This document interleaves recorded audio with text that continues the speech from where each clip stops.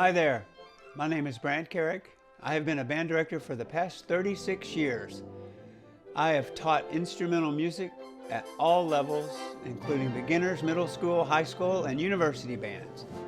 I currently serve as director of bands at Northern Kentucky University, where I conduct 2 concert bands, teach courses in instrumental methods, instrumental conducting, arranging, orchestration, and sometimes theory.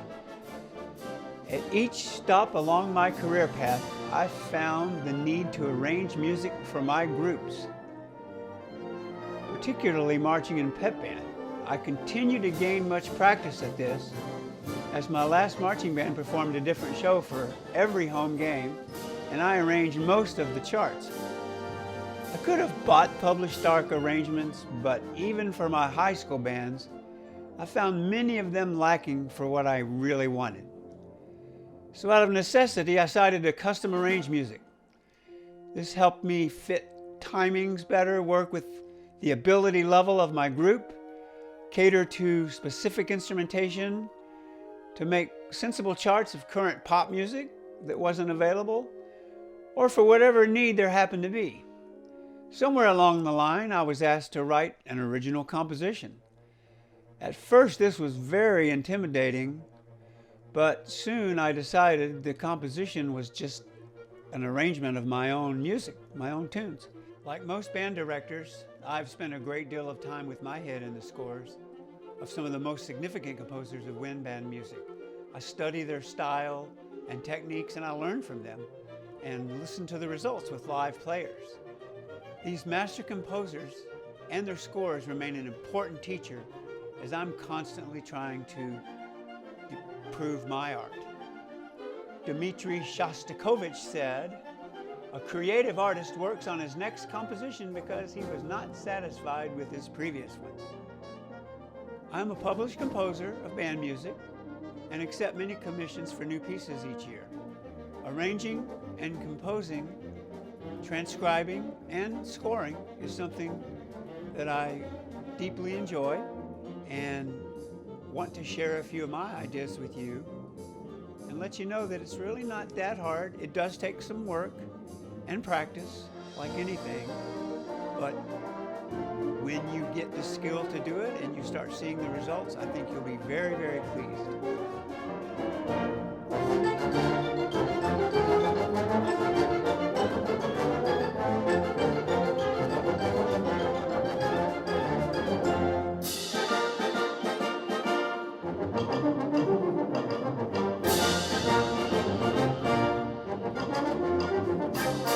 So the earlier part of this video, there was a collage of a number of composers, some of my heroes, and I thought it might be a nice time to spend a few minutes just paying tribute to those composers who have moved the ensemble forward. Some of the masters and the old composers that you'll recognize, and some of the current composers that we play a lot of, and just to kind of get inspired by some of their music.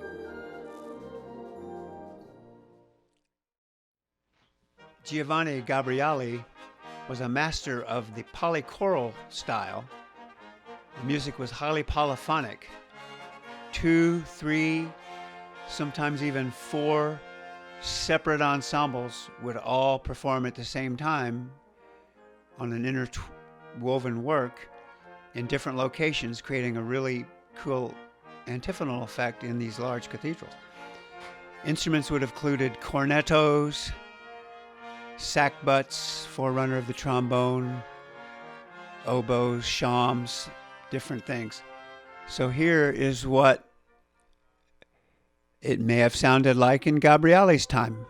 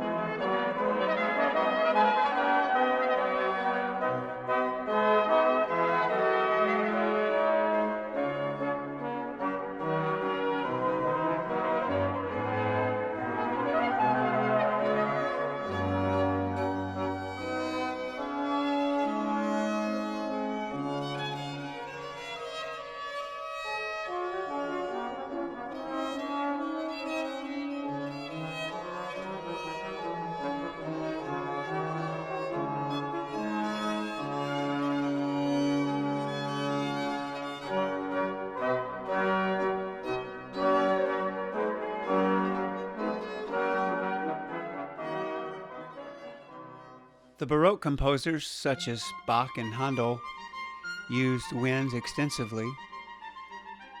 Handel's fireworks music is particularly interesting because it used so many brass, natural horns, natural trumpets, lots of oboes, and it was to be performed outside, so during a fireworks ceremony, and he thought that the winds would carry better. See for yourself.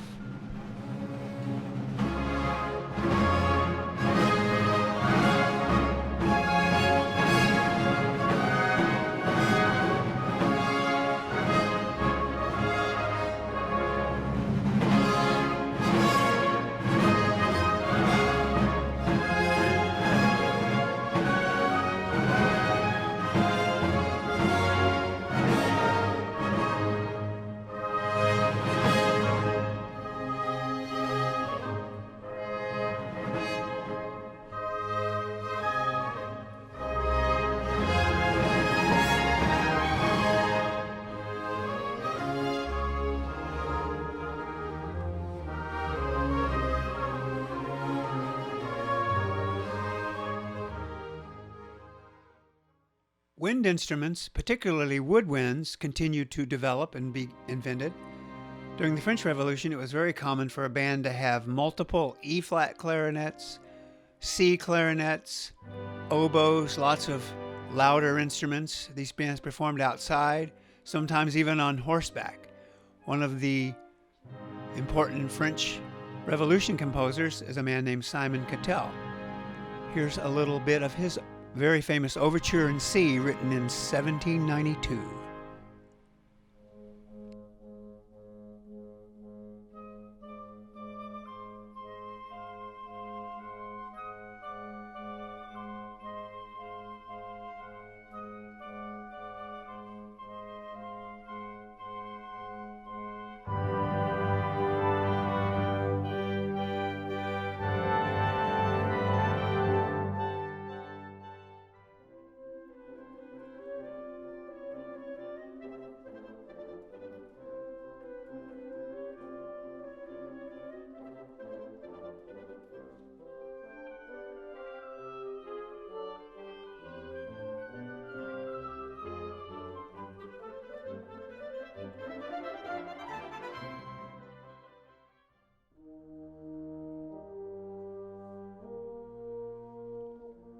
As a young composer, Mozart traveled to Mannheim and heard that famous orchestra where he first heard clarinets.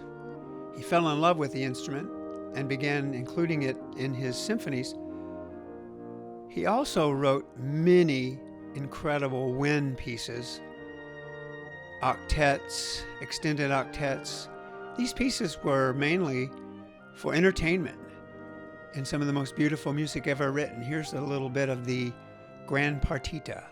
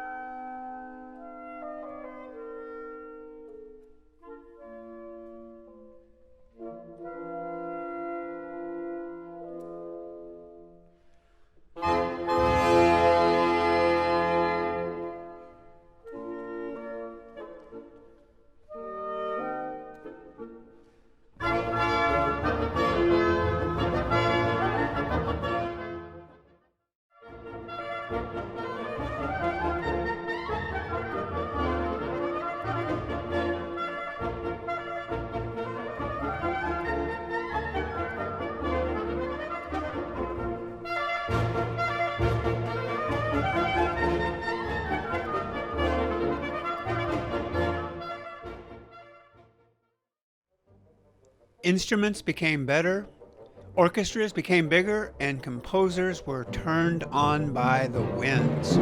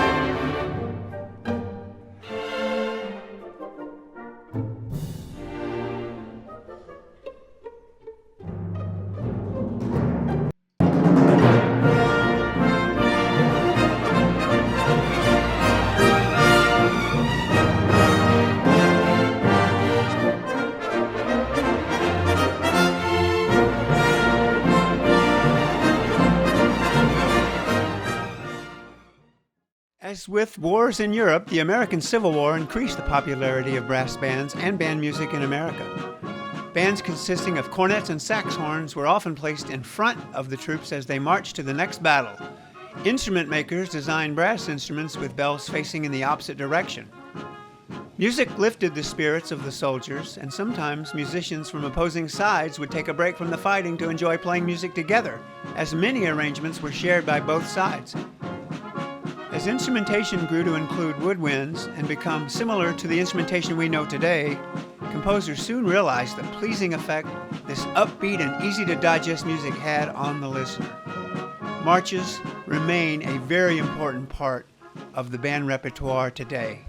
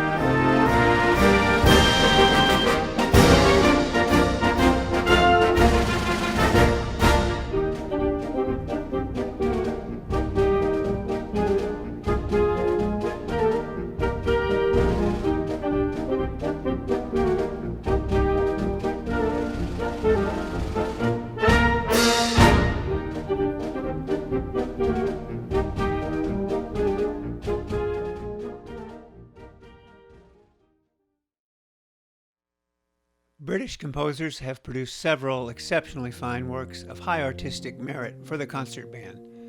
Of all these, First Suite, composed in 1909 by Gustav Holst, is generally accepted as the cornerstone.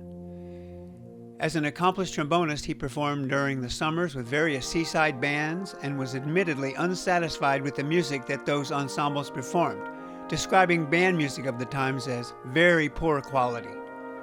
Second Suite in F for military band, along with the First Suite, convinced many other prominent composers that serious music could be written specifically for band.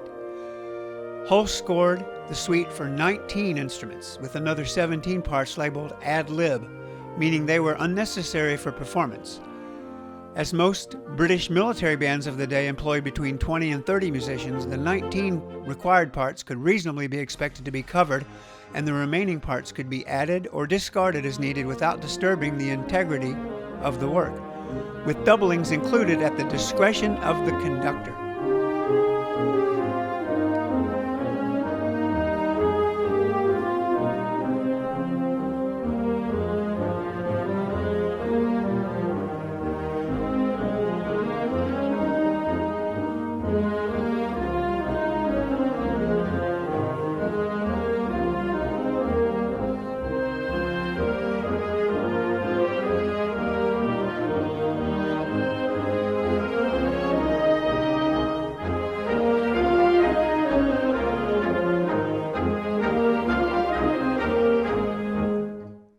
Australian-born Percy Grainger was one of the most famous and sought-after concert pianists at the turn of the 20th century. Born in 1882, Grainger became quite interested in folk songs, collecting them and notating them. While most of his folk song arrangements were originally set for piano, he later made band arrangements of many of his most popular pieces. Grainger had no real formal training in wind scoring, but likely learned the instruments during World War I when he enlisted as a United States Army bandsman, faking his way in on the oboe. The band had no double reeds, so he won the position. Although sometimes difficult to make sound good, Grainger's colorful and brilliant scoring, along with his fresh harmonic language, makes a band sparkle. Emulating the natural characteristics of his beloved folk singers, his use of asymmetric meter and free rhythm in Lincolnshire Posy is an excellent example of Grainger's innovative mind. Lincolnshire Posy is considered one of the top band pieces of all time.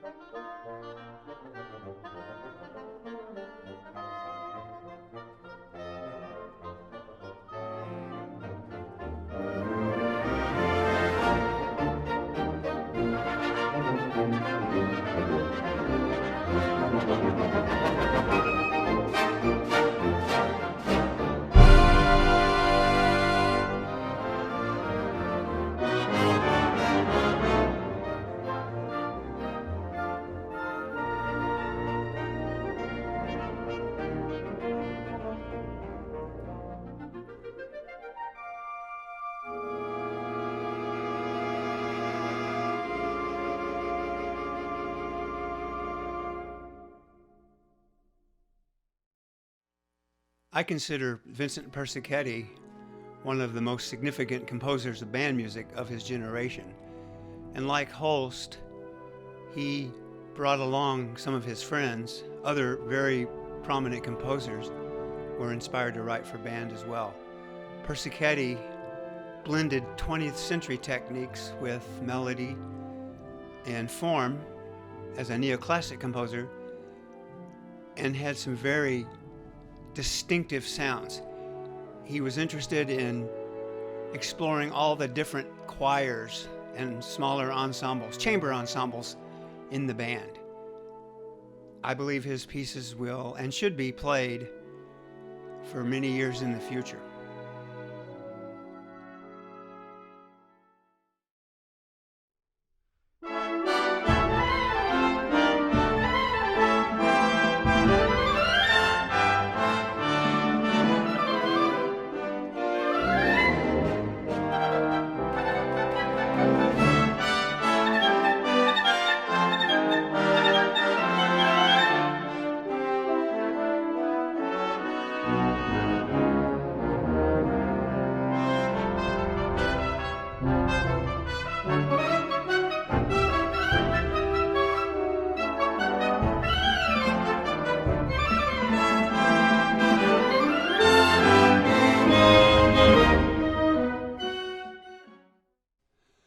There are so many composers that have made significant contributions to the wind repertoire, and it is impossible to mention them all now.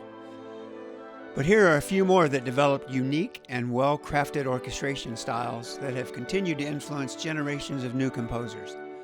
Not only are their pieces worth playing, their scores are an excellent source for the study of scoring for band. Norman Della Gioia composed an assortment of wonderful band works. As a tonal composer, he favored the brighter key signatures such as C and G and sometimes scores the winds, especially brass in their upper range.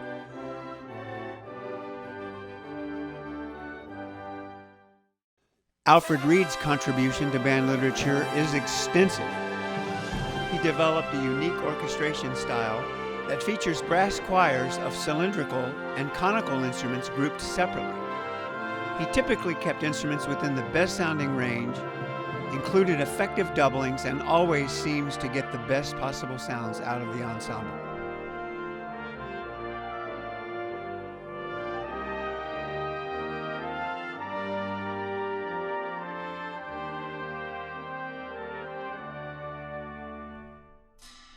As a Ford Foundation composer, John Barnes Chance was able to produce a collection of pieces for both school bands that have since secured their place in the standard band repertoire. His variations on a Korean folk song is probably his most popular band work and makes an excellent study of how to vary a simple pentatonic tune through style changes, harmonic variety, and scoring.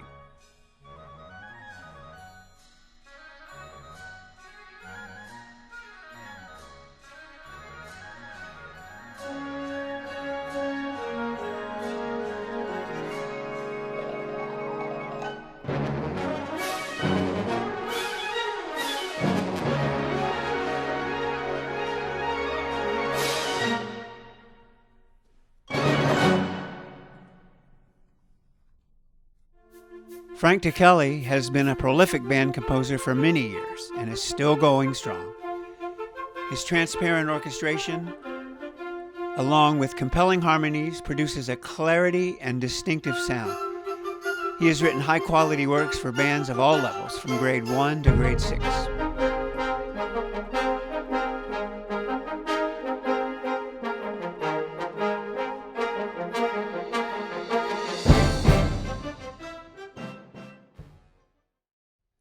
Band directors should certainly know the name Claire Grundman. His settings of folk music are very playable and enjoyable and are considered the highest quality training music. He knew strengths and weaknesses of the instruments and how to make them sound good together.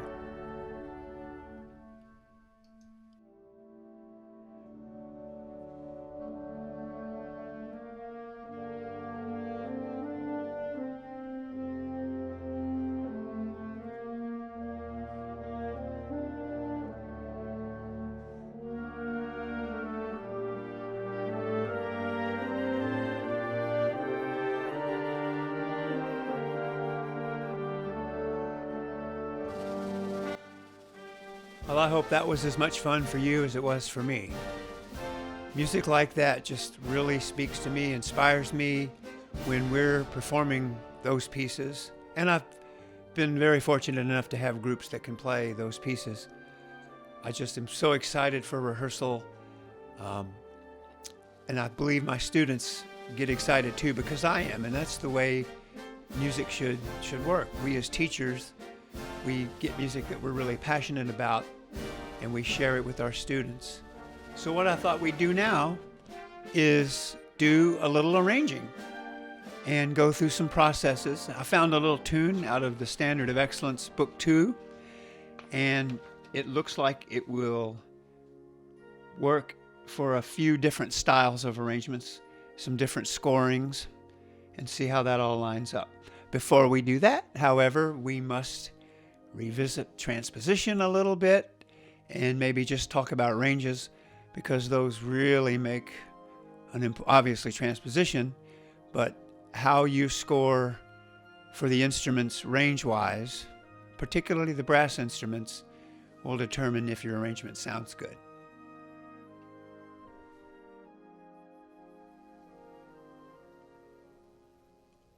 So here is the score in the key of C, non-transposed. So we need to transpose these instruments. If you're using software, notation software, key signatures, pretty much the transposition will take care of itself, but you still really need to know what the transpositions are. So in the key of C for all instruments in a non-transposed score, to create a transposed key signature from the three groups. You have the non-transposing treble clef instruments, flute, oboe. You have the transposing treble clef instruments, which would be all clarinets, all saxophones, trumpets, and horn. Then you have the non-transposing wind instruments, which are the bass clef instruments. Any bass clef instrument is non-transposing. So if we look at our key signatures here, you will see that for the B flat instruments, you need to add 2 sharps to any key, any concert key, 3 sharps for the E flat instruments, and 1 sharp for the F instrument. Let's put this back in the key of B flat, because it's likely we're not going to write in the key of C right now. But anyway, I wanted to show another way to think about transposition is whenever any instrument plays its C. When a transposing instrument is playing a C, it sounds its key name.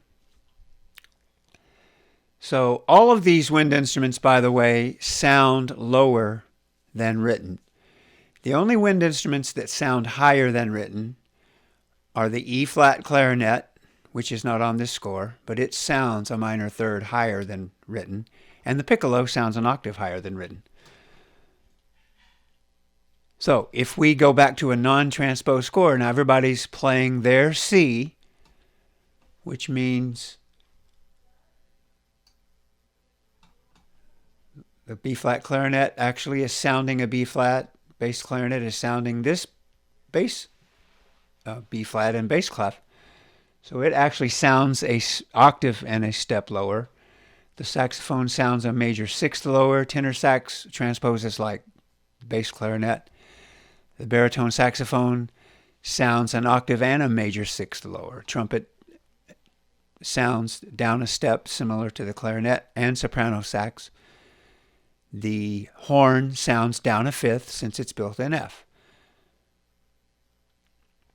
I might add the treble clef baritone transposes like the tenor saxophone. So it would read in treble clef this note and sound the B flat in the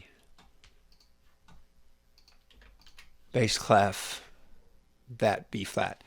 Okay, so as you can see, here's a little line written on piano, and if we scored just this line out in unison to everybody, the flutes would likely have that. That's playable for flute. It's a little bit, well, these notes get so high.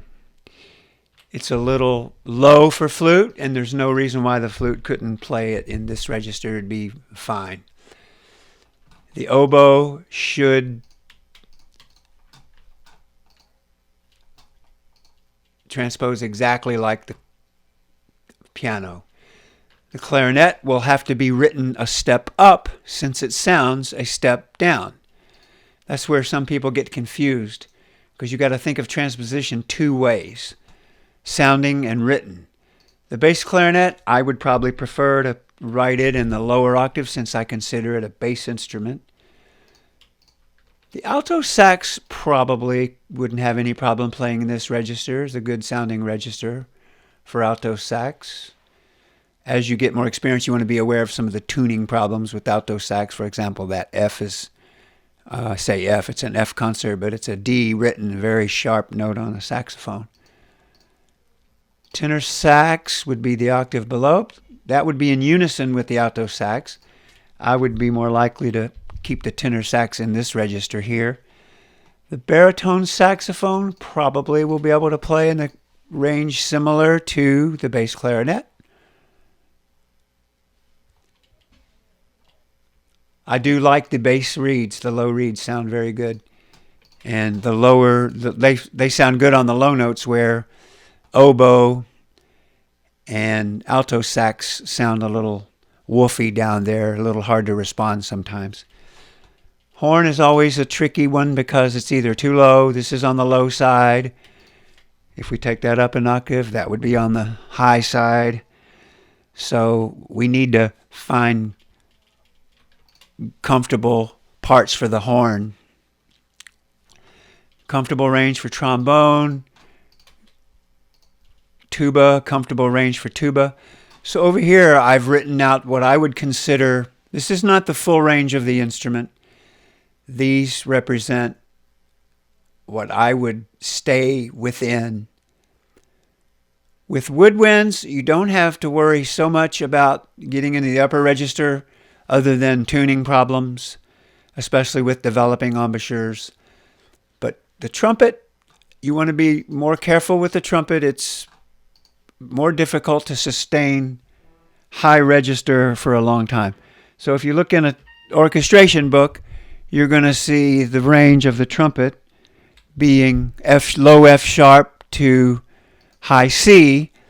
But if you don't play the trumpet, I would encourage you to take a trumpet and try to play, I'd say a high G I'll hold it for 3 minutes or so and just see how you feel after that. It's a demanding instrument. So keep the trumpet in this register here. Remember, we call this tessitura the most comfortable range. Just like our speaking voice, we speak in our most comfortable tessitura. Trombones, kind of, as you add parts, say if we have a second trombone part, it might be maybe a third lower than that, and a third trombone part would even be something maybe more in that register. Tuba, this is staying within the octave here, is good. I do want to point out the bassoon here is a wonderful instrument, and it has a very extensive range. The lowest note on a bassoon sounds great. It's a low B flat. And when you get down in here, these low notes on the bassoon, you're dealing with all the thumbs. So you don't want to write Flight of the Bumblebee for the lowest notes on the bassoon, but for our purposes, I wouldn't have any trouble going down to a low D maybe. For the bassoon, 2 octaves with that. I'd say other than a clarinet, the bassoon has as wide a range as any of the instruments. Flute can cover a wide range. Maybe the bassoon could even do that. So with the brass instruments, we want to be a little more careful staying within a comfortable tessitura. We'll talk about voice leading as we start writing some parts in our arrangement.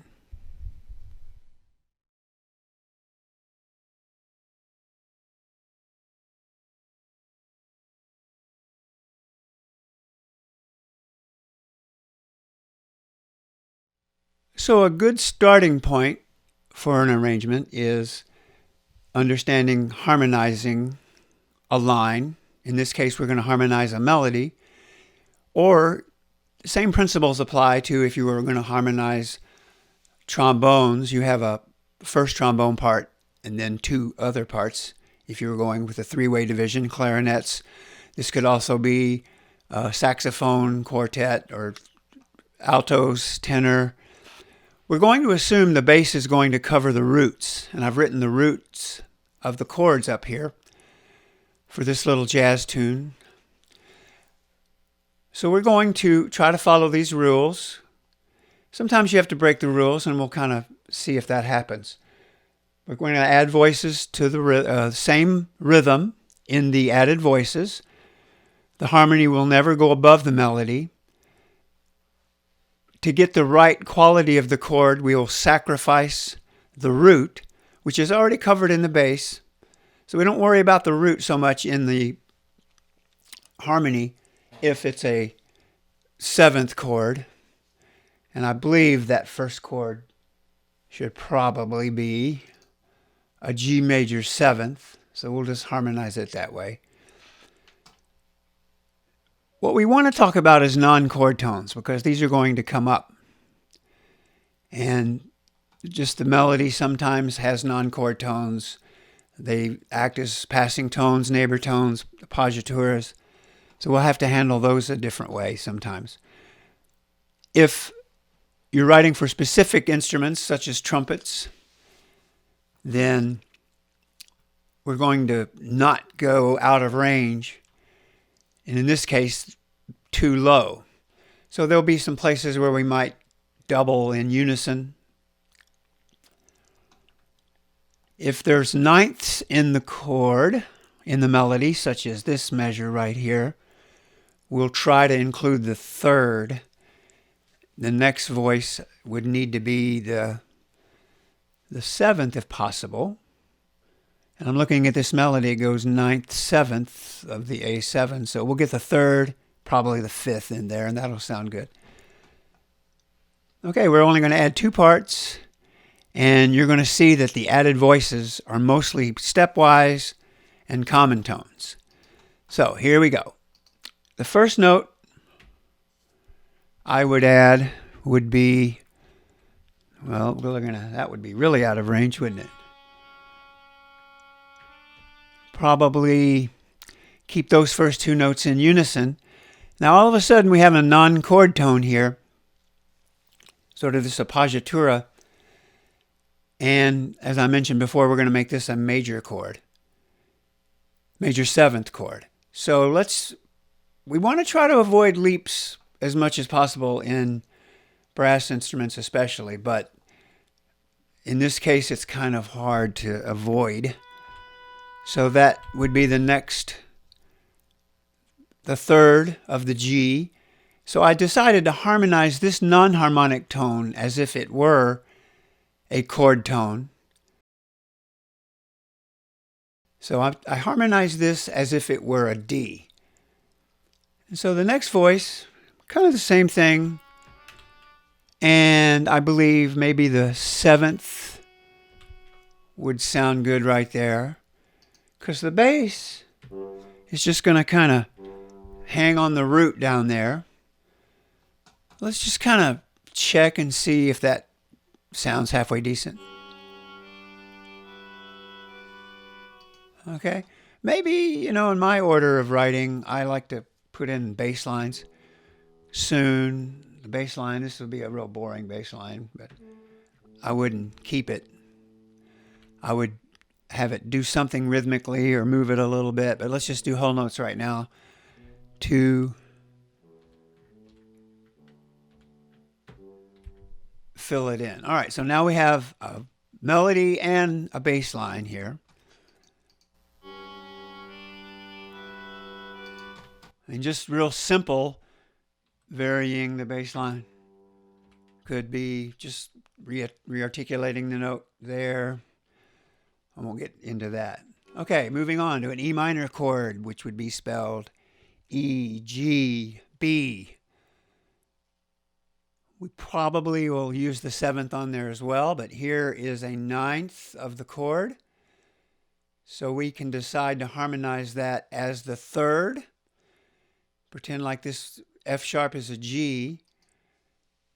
And we would add, if you were adding a root, you would add the root's going to be in the bass, so we don't necessarily need to double. That should have been a minor 7th chord anyway. This probably just like that. I know these parts look boring, but that's kind of what you want with these lower parts. This sort of, if I were doing this for trumpets, I'd be a little hesitant to take it down low like that, but sometimes you don't have any choice. That's like, again, the 2nd and 3rd parts are not going to be the most thrilling parts to play in the world. But that's the function, is to keep it smooth, voice leading, mostly steps and common tones, and it'll sound just fine.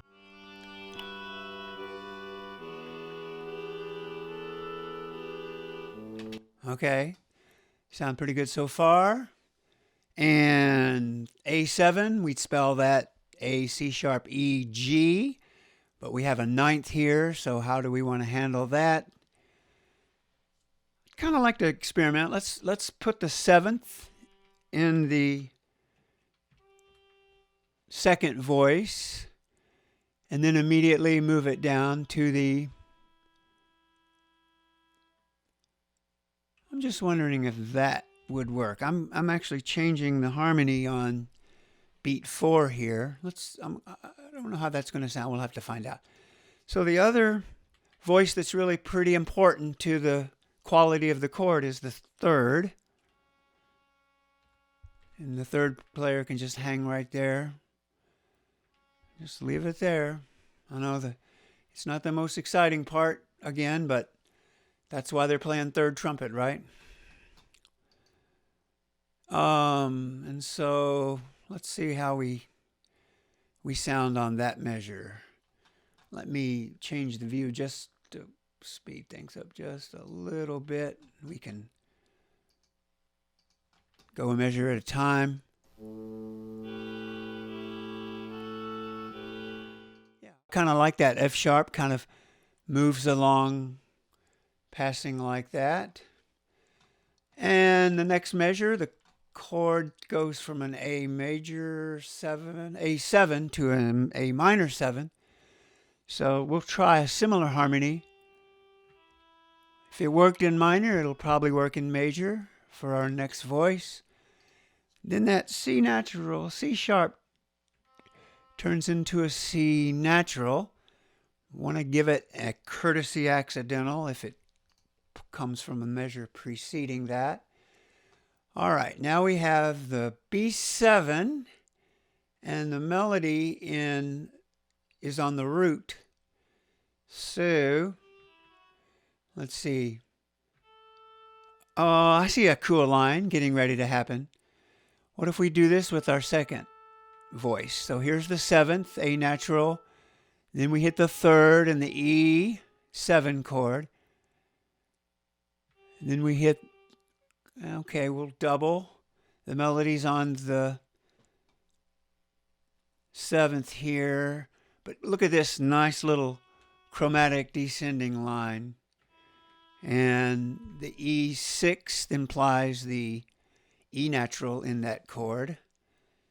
So what does that sound like? I think that sounds pretty good. So what missing voice do we need now? We have the root 7th. We need the 3rd. And look, the 3rd voice can do something similar. Now it's the 7th of an E7 chord. Now it's the 3rd of the A7 chord. Now it's the 7th of the 7th chord. Remember, you want to try to resolve any 7th down if it doesn't go too far out of range. So let's see how that sounds.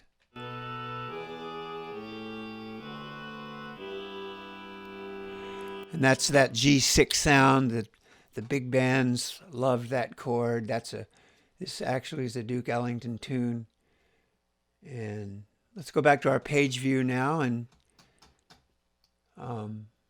just kind of listen to the whole thing once. See how it goes.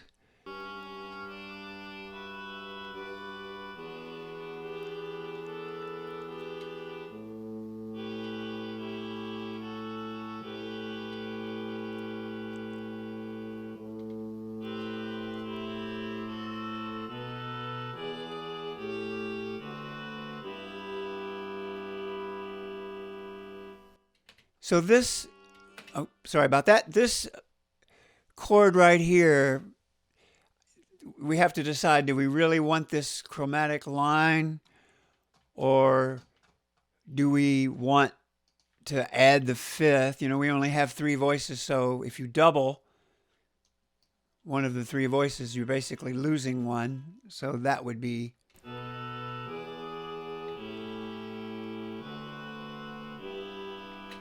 that's not a bad line either, and that gives you more of the fullness of the chord right there. When you have a non-chord tone that is chromatic, sometimes you can just do say we decided to harmonize. Maybe this was for instruments that could get down that low. Sometimes just a good old chromatic.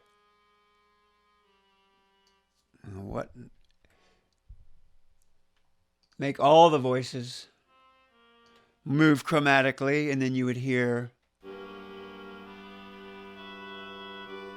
So you would actually have a different chord, in this case an F sharp chord over a G, which doesn't sound too unpleasing. So there's another way to handle the non-chord tone.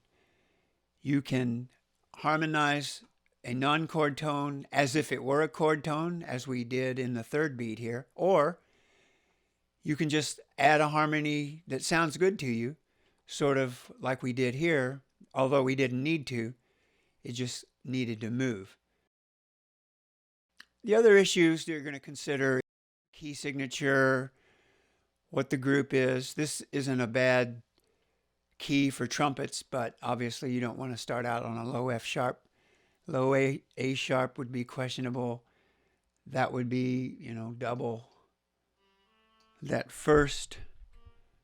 You could double the second voice and get a little bit of harmony right off the bat. And then breaks out into three-part harmony. So this is sort of the beginning, the roots of starting an arrangement.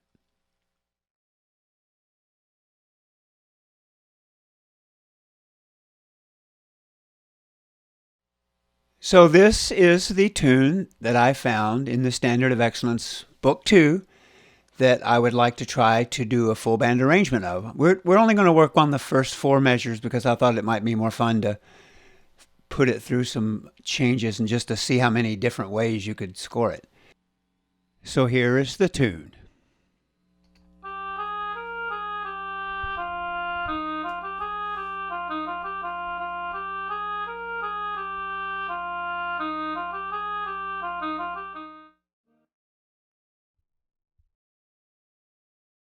At this point during an arrangement, we're thinking, what chords are we playing? Not so much Roman numerals.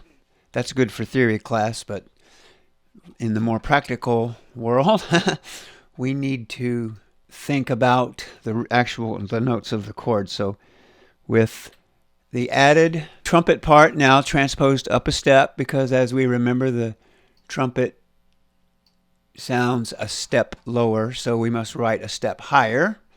And I went ahead and put a somewhat rhythmic tuba line together, bass voice, based on these chords. And let's see if that sounds. By the way, notice the bass voice. These are the two most important voices: your top voice and your bottom voice. In regards to contrary motion, we have common tones and contrary motion. Notice the melody goes down, and I try to make the bass line go up. And when we have good contrary motion between the top and bottom voice, that's a very appealing sound, especially if they happen to land on the same note here in beat 2, measure 2, for example. So here's what this sounds like.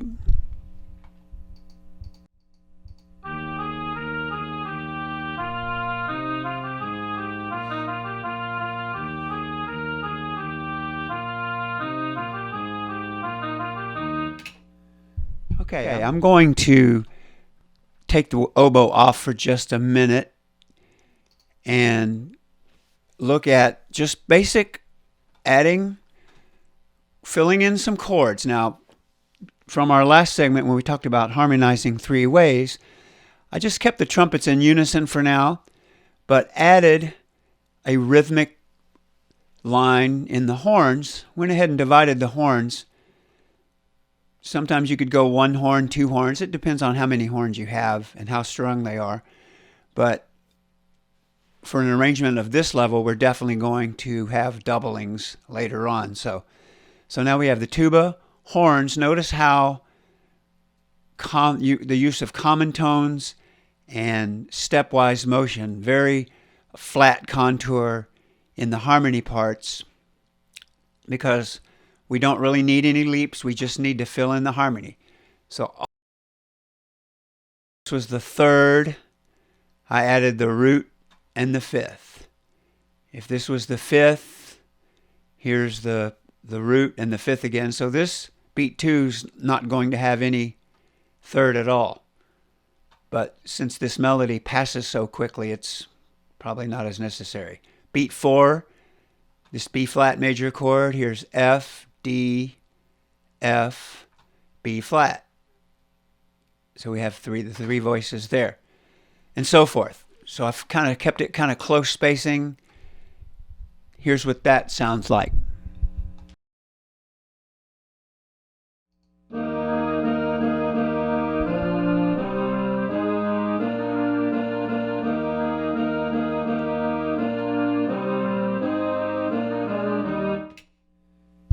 Our melody is almost getting buried a little bit. We can fix that up here in the mixing board. So as we continue on our arrangement, we can add, this is sort of my process. It doesn't have to be with the brass ensemble. It could be with the woodwind ensemble, but since I'm a brass player and I'm sort of going back to my marching band roots, this is how I would approach filling in an arrangement. So I left the horns the same, and now we're adding the trombone parts and a euphonium part. And again, close spacing on this E flat chord. I put the euphonium on the G because it's a little easier for euphoniums to play a G in tune than a trombone trying to find fourth position sometimes. But here we're going to have that. You know, I might even change that. But I definitely did not leave the second horn undoubled. If you go through this line, every note that the second horn plays is covered somewhere in the trombone euphonium part. The first horn is now doubled with a second trumpet part.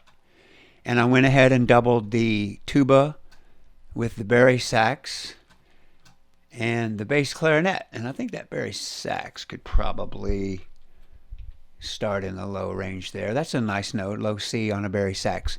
So now we have it filled out a little bit. Let's hear what that sounds like.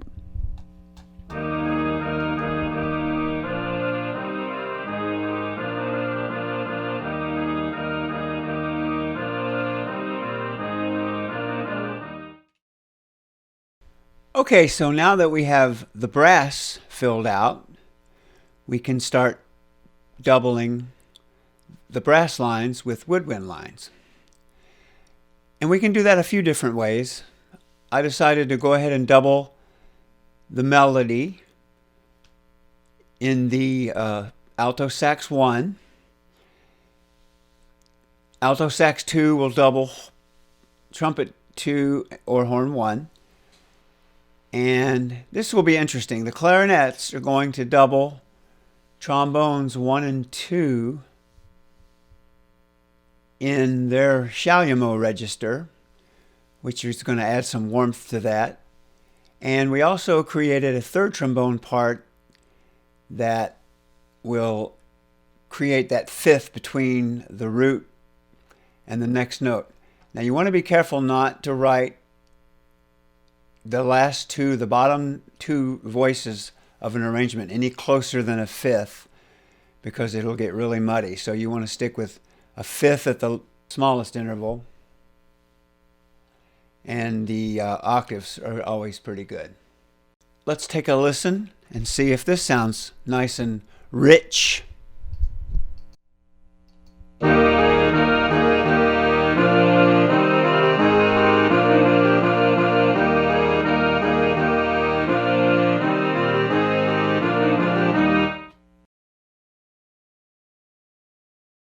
Now we're ready to fill in the rest of the parts.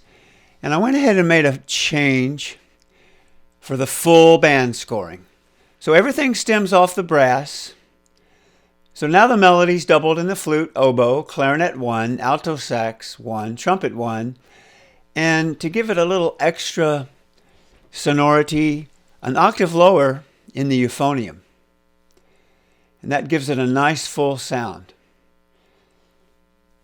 Three-way division now in the clarinets and trumpets. And again, those lines are doubled from horns.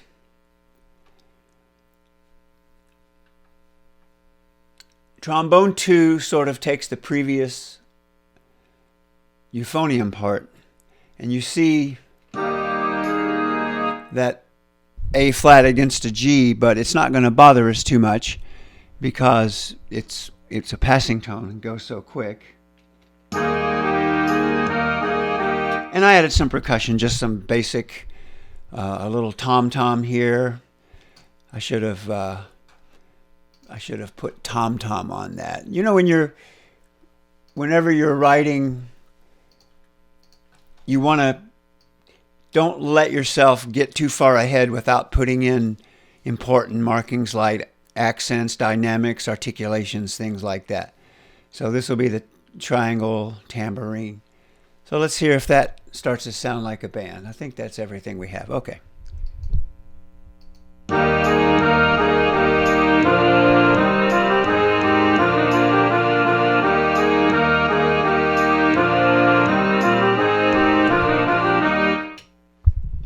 Now, from that full band setting, we have a full brass choir, because we started with brass choir, and we have a saxophone ensemble if we wanted to use that, and we have a woodwind ensemble if we wanted to use that. So here's a woodwind ensemble that I created a second flute part,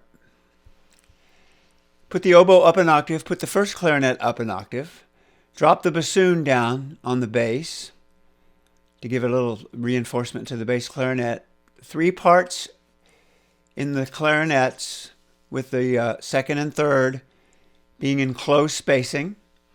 Alto sax will have the melody down an octave and doubling there. And I should have, if we wanted to, you know what, no offense to anyone, but let's just see what that would sound like without the saxes. And I added the bells down here to give it a little clarity. But everything we had prearranged, we just sort of changed the scoring a little bit. And I do that really often. I'll write everything out for brass ensemble. And then as I go through and want to make changes, I like to have something change about every 4 bars or 8 bars. One thing I want to remind everybody, or just make sure that you don't write flutes in thirds above a high C. Flutes in sixths will sound better. This is pushing it, to be honest with you. It's flutes in thirds will create some overtones that can wreak havoc on the tuning and the ears. And that's also true for the triangle and the bells, especially if they're playing together. So this is sort of a dangerous type of scoring. So the computer obviously will sound like a computer, but let's hear what it sounds like a little brighter.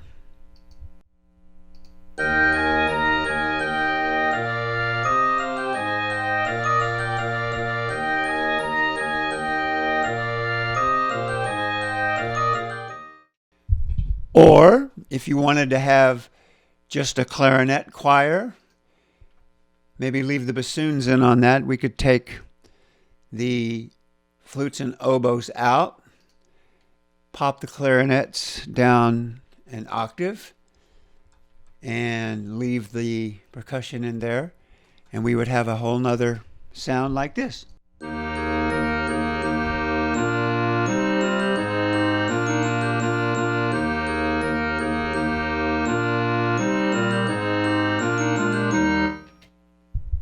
So once you get that full score in, that's a good time to go through and say, all right, now how can we change the orchestration, modify it slightly?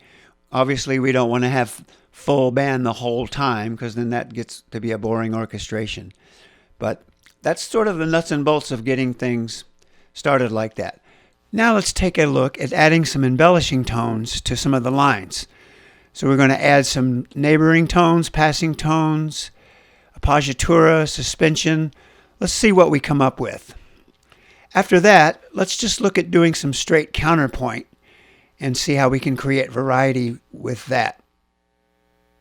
So I thought it might be fun to try adding some embellishing tones or non-chord tones to our tune, and I decided to try it just using 4 voices, sort of a soprano, alto, tenor, bass.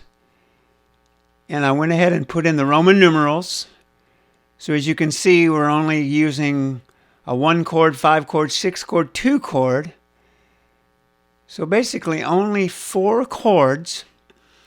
And the bass line stayed pretty much the same as before. I think it might have had a little bit more going on here.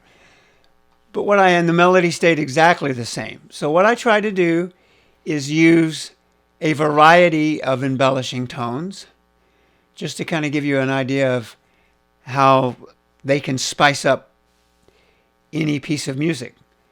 So just a quick review: appoggiatura, non-harmonic tone on the beat, preceded by a leap, followed by a step in the opposite direction. Upper neighbor tones, here's lower neighbor tones. Those are easy. Passing tones are probably the most common. This is an escape tone, which is a non-chord tone on the weak beat, approached by a step and resolved by a leap.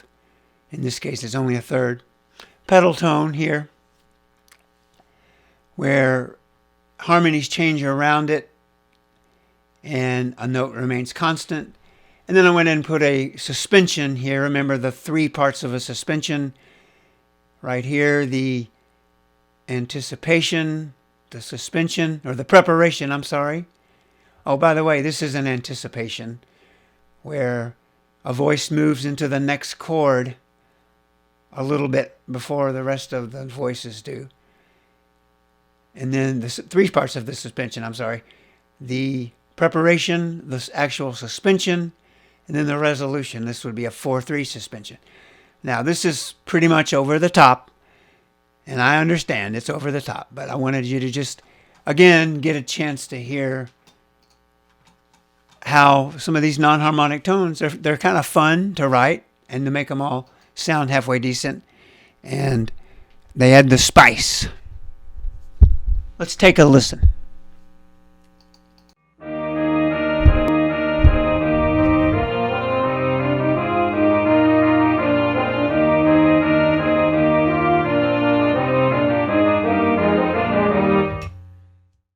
What if we just take those same 4 lines now, not going to change anything, and just put them in some different octaves and different voices?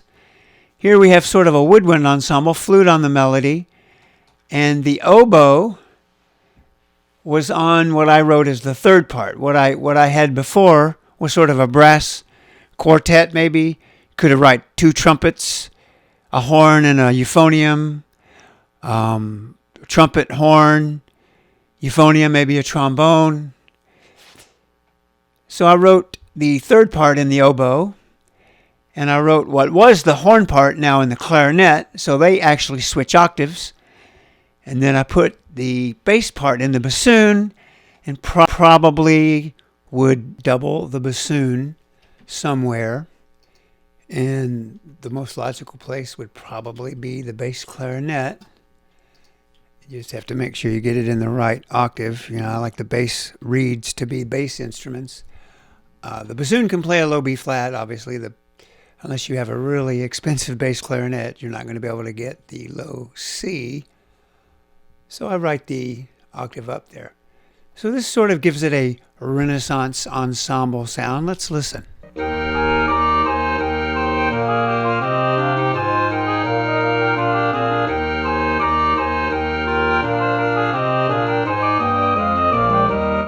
So the idea is, if you create good lines, such as the lines of J.S. Bach, you can move them around and they still sound pretty good.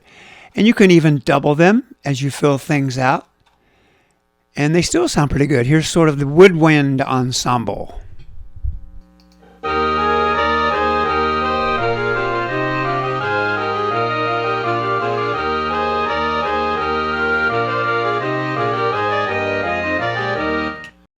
Flute on the melody, 1st clarinet on the melody, 2nd alto saxophone on the melody, an octave lower.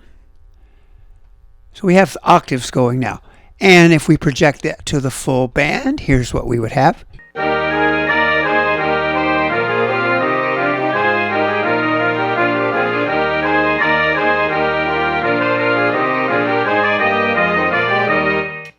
Just a few slight changes, really, and some doublings can really create some variety.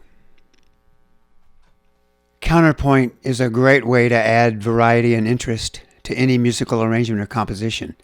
If you've studied counterpoint, you may remember counterpoint comes in species. And I went ahead and started with just basic first species counterpoint, adding one note per beat. And as you can see, these intervals between the oboe part and the bassoon part, I chose these just because they were both in concert pitch. Intervals are either sixths or thirds. We didn't call them tenths. We just took the octave out. But you'll notice the number of thirds and sixths. Anytime there's an octave, we make sure that that's approached through contrary motion. Here's another octave here and an octave on the end. But a lot of thirds and sixths. And parallel motion is okay when you're using a third or a sixth interval. You want to maybe not try to do it more than 3 times in a row. That's the rules from the Johann Fuchs and the other contrapuntalists of the time. And we did try to create a lot of contrary motion. See the contrary motion in the first measure, sort of a line of contrary motion in the second measure. If we take the basic counterpoint here and embellish it a little bit, you'll see that the counterpoint's basically the same, but we added some passing tones and kind of kept the line moving a little bit. So here's what the counterpoint sounds like without the embellishing tones.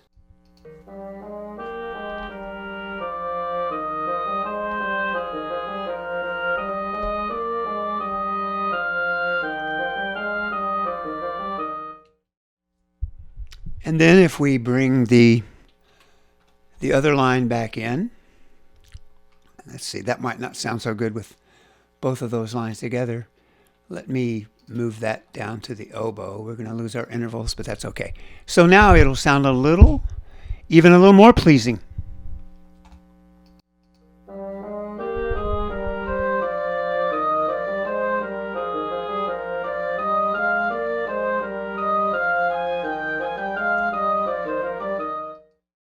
So one thing you want to have happen in your counterpoint is you want a high point to your counterpoint.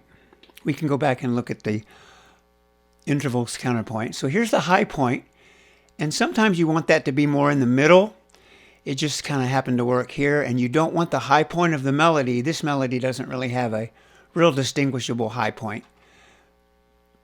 And you don't want your counterpoint high point and your melody high point to be in the same place. You want to kind of have them in different places just to get more bang for your buck, so to speak.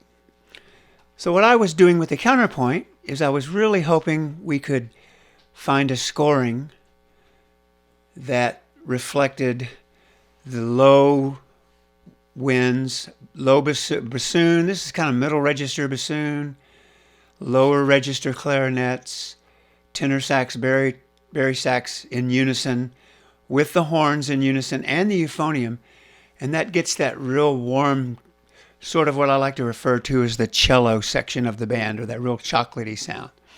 And then I added the counterpoint, flute and oboe here. I kept the flute in the lower octave, but other than a couple of A flats up here, that gets a little bit high, but not terribly. You don't want to write that high for the piccolo, though. It gets incredibly high. You probably want to leave your piccolo writing at about F or so, and that's pretty high. So now we have 3 octaves of counterpoint plus the unison melody, and then I just sprinkled in chords with trumpet and trombone.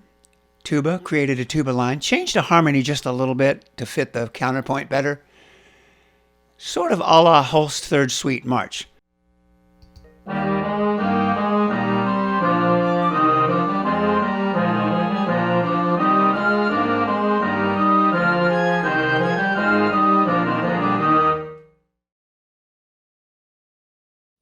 So sometimes when you're doing an arranging project, it's a good idea to come down and noodle on the piano a little bit. So what I'm trying to do with our melody now is to create some variety in the bass line. And I've challenged myself to see if I could create a completely chromatic bass line with the melody. And so I was just kind of noodling a little bit. I'm not really a big piano player, but here goes.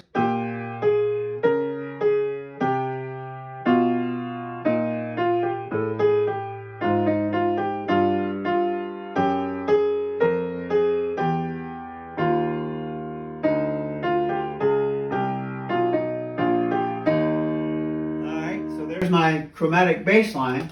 Now I'm going to fill in some chords that are going to be all sorts of different kinds of chords, maybe more like a jazz musician might think of. What's going to happen is the melody is going to create non-harmonic tones, passing tones and neighboring tones.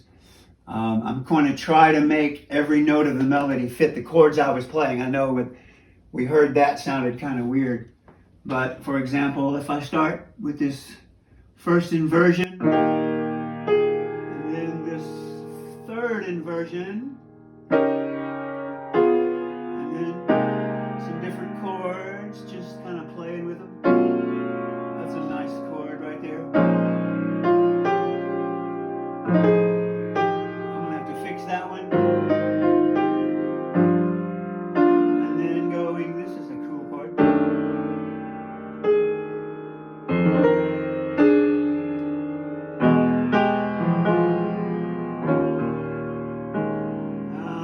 Fix that one later.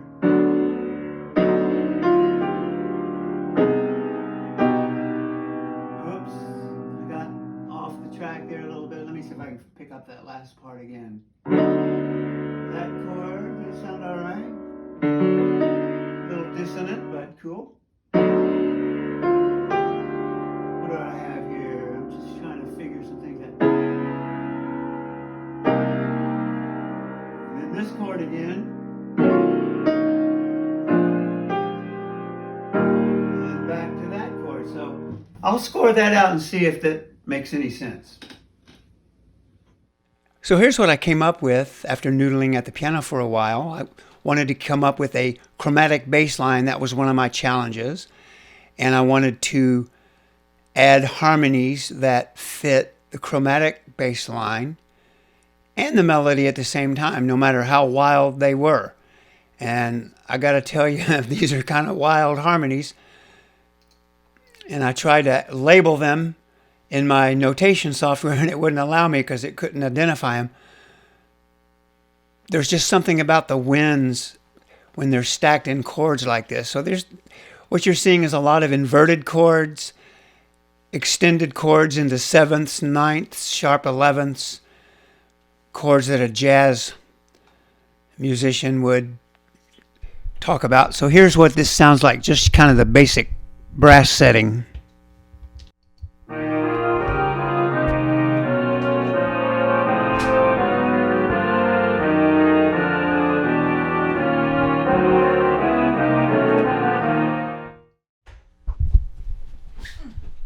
So I went ahead and harmonized it for the full band. And by the way, I showed you that in concert pitch, so you could maybe kind of take a look at some of those chords.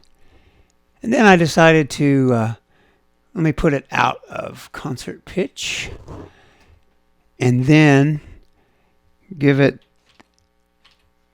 the full orchestration. So what I kind of thought this was interesting, I doubled flutes, oboes, as we've been doing a lot. First clarinets, second clarinets do not double the second trumpet, but they actually double the first trombone. And I thought that would be nice to take advantage of the Chalumeau register. The second alto doubles the horn. First alto doubles the melody. So here's what the full ensemble sounds like.